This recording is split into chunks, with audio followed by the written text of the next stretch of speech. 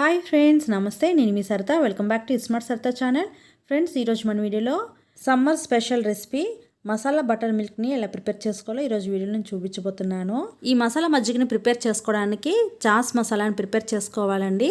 ఈ మసాలా పొడిని యాడ్ చేసిన మజ్జిగను తీసుకోవడం వల్ల మన ఒంట్లో ఉన్న వేడిని తక్షణమే తగ్గిస్తుందండి. అలాగే గ్యాస్ ప్రాబ్లమ్స్ ఏమైనా ఉంటే వెంటనే రిలీఫ్ ఇస్తుంది. ఇంకా అజీర్తి సమస్యలు ఉన్న వారికి ఈ మసాలా పొడిని మజ్జిగలో కానీ వాటర్లో కానీ కలిపిస్తే మంచి ఉపశమనం లభిస్తుంది. ఇంకా అరుగుదల సమస్యను కూడా తగ్గిస్తుందన్నమాట ఈ మసాలా మజ్జిగను తీసుకోవడం వల్ల. ఇప్పుడు ఇది ఎలా తయారు చేసుకోవాలో వీడియోలోకి వెళ్ళి చూసేద్దాం.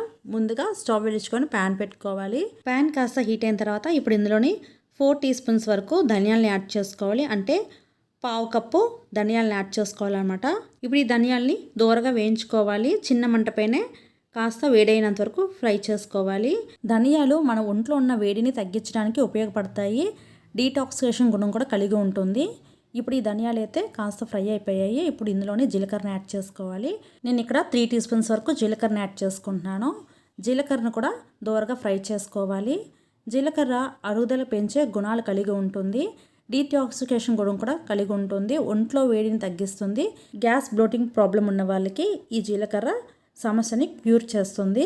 జీలకర్ర ధనియాలు వేగిన తర్వాత మంచి సువాసన వస్తుంది. అప్పుడు వెంటనే వీటిని వేరే ప్లేట్లోకి ట్రాన్స్ఫర్ చేసుకోవాలి. ఇవైతే చక్కగా ఫ్రై అయిపోయాయి. వీటిని స్టవ్ పై నుంచి పక్క దించేసి ఒక ప్లేట్లోకి వేసుకుంటున్నాను. వీటిని చల్లారి పెట్టుకోవాలి. మళ్ళీ స్టవ్ పైన ప్యాన్ పెట్టేసుకొని ఇందులోని 1 టీ స్పూన్ వరకు మిరియాలను తీసుకోవాలి. మిరియాలను కూడా కాస్త ఫ్రై చేసుకోవాలి. మిరియాల్లో డైజెస్టివ్ సిస్టంలో కానీ రెస్పిరేటరీ సిస్టంలో కానీ ఏదైనా సమస్యలు ఉంటే మిరియాలను తీసుకోవడం వల్ల మంచి ఉపశమనం లభిస్తుంది. ఇలా కాస్త మిరియాలను ఫ్రై చేసుకున్న తర్వాత ఇప్పుడు ఇందులోని 1 టీ స్పూన్ వరకు వాముని యాడ్ చేసుకోవాలి. వాముని తీసుకోవడం వల్ల మనకి డైజెస్టివ్ సిస్టమ్ మంచిగా ఇంప్రూవ్ అవుతుంది. అరుగుదలని పెంచుతుంది అన్నమాట. మనం తీసుకునే ఆహారాన్ని వెంటనే జీర్ణం అవడానికి ఉపయోగపడుతుంది. ఇలా వాముని అయితే ఫ్రై చేసుకోవాలి. వాముని ఎక్కువసేపు ఫ్రై చేసుకోవాల్సిన అవసరం లేదు. లైట్గా ఫ్రై చేసుకున్న తర్వాత ఇప్పుడు ఇందులోనే 1/2 టీ స్పూన్ వరకు సోంపుని యాడ్ చేసుకుంటున్నాను. సోంపుని తీసుకోవడం వల్ల కూడా డైజెస్టివ్ సిస్టమ్ బాగా ఇంప్రూవ్ అవుతుంది. జీర్ణశక్తి పెరుగుతుంది అనమాట. ఇప్పుడైతే వీటిని కూడా ఫ్రై చేసుకున్న తర్వాత ఇప్పుడు ఇందులోని సొంటి కొమ్ముని యాడ్ చేసుకోవాలి. సొంటిని కాస్త క్రష్ చేసుకొని వీటిలో యాడ్ చేసుకోవాలి. సొంటిని యాడ్ చేసుకున్న తర్వాత ఎక్కువసేపు వేయించాల్సిన పని లేదు. సొంటి కూడా యాంటీ ఇన్ఫ్లమేటరీ, అలాగే మన ఒంట్లో బ్లడ్ షుగర్ని రెగ్యులేట్ చేస్తుంది. ఇప్పుడైతే క్రష్ చేసిన సొంటిని వేసుకున్న తర్వాత అటు ఇటు కాస్త ఫ్రై చేసి ఇప్పుడు వీటిని కూడా పక్కకు దించేసి ప్లేట్లోకి వేసుకోవాలి. ఇప్పుడు ఇదే ప్యాన్ని మళ్ళీ స్టవ్ పైన పెట్టుకొని ఇందులోని ఒక గుప్పెడని కరివేపాకుని యాడ్ చేసుకోవాలి. అలాగే ఒక గుప్పెడు పుదీనా ఆకుల్ని తీసుకోవాలి. పుదీనాని కరివేపాకుని రెండింటిని శుభ్రంగా కడిగి ఆరబెట్టిన తర్వాత ప్యాన్లో యాడ్ చేసుకోవాలి. వీటిని కూడా ఫ్రై చేసుకోవాలి. కరివేపాకుని తీసుకోవడం వల్ల డైజెస్టివ్ సిస్టమ్ ఇంప్రూవ్ చేస్తుంది. అలాగే బ్లడ్ సర్క్యులేషన్ని మంచిగా ఇంప్రూవ్ చేస్తుంది అనమాట. మన కంటి చూపుని మెరుగుపరుస్తుంది. అలాగే స్కిన్ని, హెయిర్ని కూడా ఇంప్రూవ్ చేస్తుంది. పుదీనా ఆకులు తీసుకోవడం వల్ల మంచిగా బాడీ కూలెంట్గా పనిచేస్తాయి. అలాగే యాంటీ ఆక్సిడెంట్స్గా కూడా పనిచేస్తాయి. స్ట్రెస్ని, హెడ్ఏక్ని తగ్గించడంలో మంచిగా ఉపయోగపడతాయి అన్నమాట.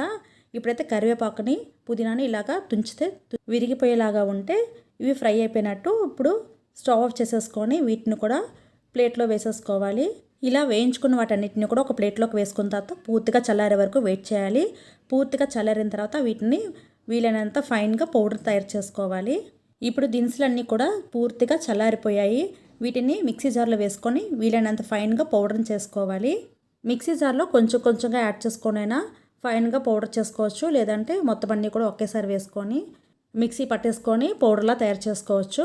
ఇలా దినుసులన్నింటినీ కూడా మిక్సీ జార్లోకి తీసుకున్న తర్వాత ఇందులోని 1/2 టీ స్పూన్ వరకు ఇంగు పొడిని యాడ్ చేసుకోవాలి. ఇందులోని 1 టీ స్పూన్ వరకు రాక్ సాల్ట్ని యాడ్ చేసుకుంటున్నాను.